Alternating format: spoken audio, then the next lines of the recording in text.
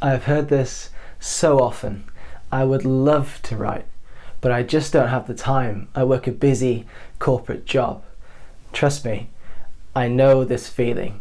I myself used to work in corporate law in London, where the hours could be intense and volatile. But I learnt these effective steps that will give you a sense of control and reliable time each week for something that fulfills you. Step 1. Schedule it. Time for some honesty.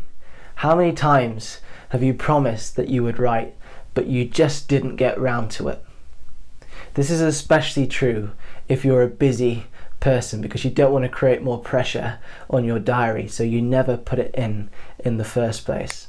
Tony Robbins says, if it gets scheduled, it gets done. Without this, other things will pop up, or you'll find yourself scrolling aimlessly through social media instead, especially when you're stressed. We schedule work, we schedule time with friends, we schedule holidays. Let's schedule writing. Step 2. Use your dead time.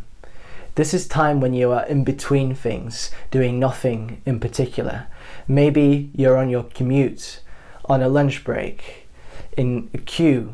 Over a week, this time really adds up, and it is time that you can use especially for brainstorming and structuring the stories you already have in your mind. You can also use it for learning, so it might be reading from other authors, or it could be articles on particular writing techniques. In the next episode, I'll talk in more detail about breaking writing down into particular tasks and how you can perform these tasks at different times in the day that previously you thought couldn't be useful. Step 3. Decide your focus time. For writing and editing, you will need a consistent period of time to really make progress. You will want to block this time out with no distraction.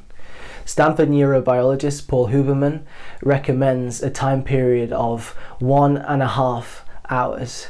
I personally tend to do 1 hour. Find a period that you can stick to and perform consistently. Identify those parts of the week where you will be able to commit this block time to writing. So those are the 3 tips. Schedule it, use your dead time, decide your focus time. Now for some action. Decide a commitment that you can make each week and stick to it.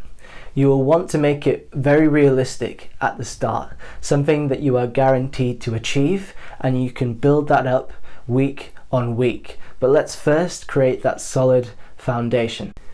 Often we give ourselves wild targets at the start of the week, and then at the end we beat ourselves up for not meeting them and decide that if we fail to reach those targets, then it's not worth writing at all.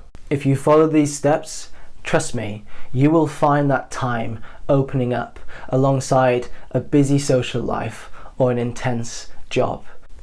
But now you might say, I've created the time, but I'm just not in the mood. I'm too tired after work, or the ideas aren't flowing right now. Well, that is the topic I'll be addressing in the next video. If you want to keep up to date with the channel, you can subscribe below. I would also love to hear from you, so please like or comment, and see you next week.